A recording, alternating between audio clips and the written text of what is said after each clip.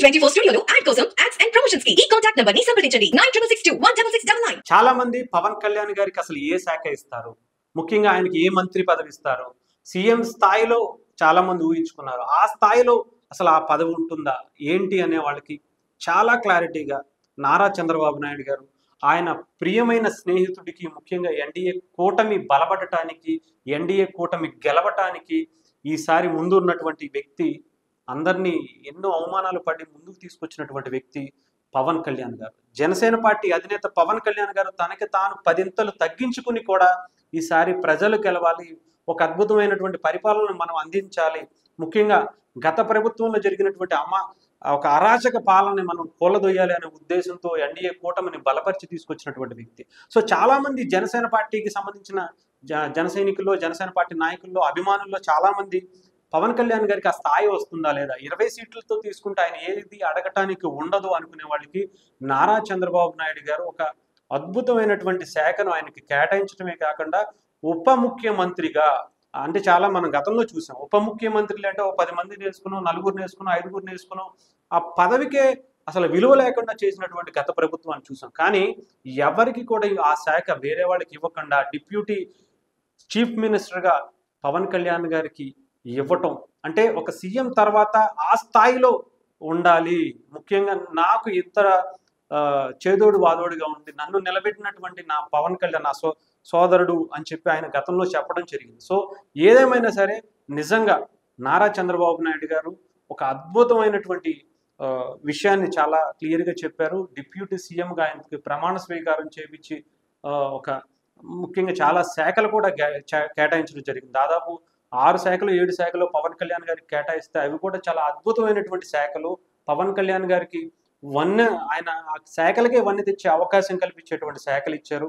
So ఏదేమైనా కానీ నారా చంద్రబాబు నాయుడు గారు చాలా చాలా అద్భుతంగా ఆలోచన అయితే తీసుకొచ్చారు. పవన్ కళ్యాణ్ గారిని ఏమాత్రం తగ్గించకుండా ఒక అద్భుతమైనటువంటి వ్యక్తికి, మనకి హెల్ప్ చేసినటువంటి వ్యక్తికి, మనం కష్టాల్లో ఉన్నప్పుడు నిలబడినటువంటి వ్యక్తికి న్యాయం చేయాలి, అప్పుడే దానికి విలువ ఉంటుంది అని చెప్పి. ఎందుకంటే ఆయన సీఎం చేయడానికి ఆయన కష్టపడ్డారు. ఆయనకి జైలుకు వెళితే నేనున్నాను అని చెప్పి నిలబడినటువంటి వ్యక్తి. లోకేష్ గారికి కూడా నేనున్నాను అని చెప్పి నిలబడినటువంటి వ్యక్తి. అలాగే మోదీ గారికి కూడా నిజంగా ఎన్డీఏ కూటమి బలపడటానికి ఆయన కీలకమైనటువంటి వ్యక్తి. ఈసారి ఎన్డీఏ కూటమి ఆంధ్రప్రదేశ్లో దాదాపు 20 సీట్లకు పైగా ఎంపీ స్థానాలు గెలిచింది కాబట్టే అక్కడ కేంద్రంలో కూడా మోదీ గారు మరొకసారి ప్రధానమంత్రి అయ్యారు. ఎన్డీఏ కూటమి ఈసారి బీజేపీ గవర్నమెంట్ అక్కడ కొలువుదీరింది అనుకోవచ్చు. సో ఏదేమైనా ఒక అద్భుతమైనటువంటి పదవి ఈసారి పవన్ కళ్యాణ్ గారికి, అలాగే జనసేన పార్టీ నాయకులకి ముగ్గురికి కూడా మంచి శాఖలు అయితే ఇచ్చారు. సో ఏదేమైనా సరే తన మార్క్ రాజకీయాన్ని, ముఖ్యంగా పరిపాలనని అందించడానికి నారా చంద్రబాబు నాయుడు గారు గతంలో ఎన్నడూ లేని విధంగా చాలా పాజిటివ్ మైండ్తో, ఆయనకున్నటువంటి అనుభవంతో ఈసారి చాలా ముందుకు వెళ్తున్నారు, దూసుకు వెళ్తున్నారు. అంటే పగలు ప్రతీకారాలకు ఇది సమయం కాదు, ఆంధ్రప్రదేశ్ అభివృద్ధి కుంటుపడిపోయింది అని చెప్పి చాలామంది ఆవేశపడుతున్నారు. ఎందుకంటే జనసేనని, టీడీపీని ఇబ్బంది పెట్టినట్టుగా దేశంలోనే కాదు ప్రపంచంలోనూ కూడా ఎక్కడా జరగలేదు. అలాంటిది రావటమే వైఎస్ఆర్సీపీ గవర్నమెంట్ కక్ష సాధింపు చర్యలకు పాల్పడింది. కానీ అటు చంద్రబాబు నాయుడు గారు, ఎన్డీఏ కూటమిలోని ప్రతి ఒక్కరూ కూడా చాలా సమన్వయం పాటించి మనం ఇది కరెక్ట్ కాదు, మన అభివృద్ధి చూసుకోవాలి, అభివృద్ధిని ఇక్కడ ఉన్నటువంటి అందరికీ అందించాలి, ముఖ్యంగా యువతకి మంచి అవకాశాలు కల్పించాలి, వాళ్ళకి ఒక భరోసానివ్వాలి అని చెప్పి చెప్పడం, ఇవన్నీ కూడా దాన్ని చెప్పడమే కాదు చేసి చూపించేటట్టుగా కూడా అన్నిటి మీద రావటమే దాదాపు 16,000 ఉద్యోగాలకు పైగా ఆయన మొదటి సంతకం చేశారు.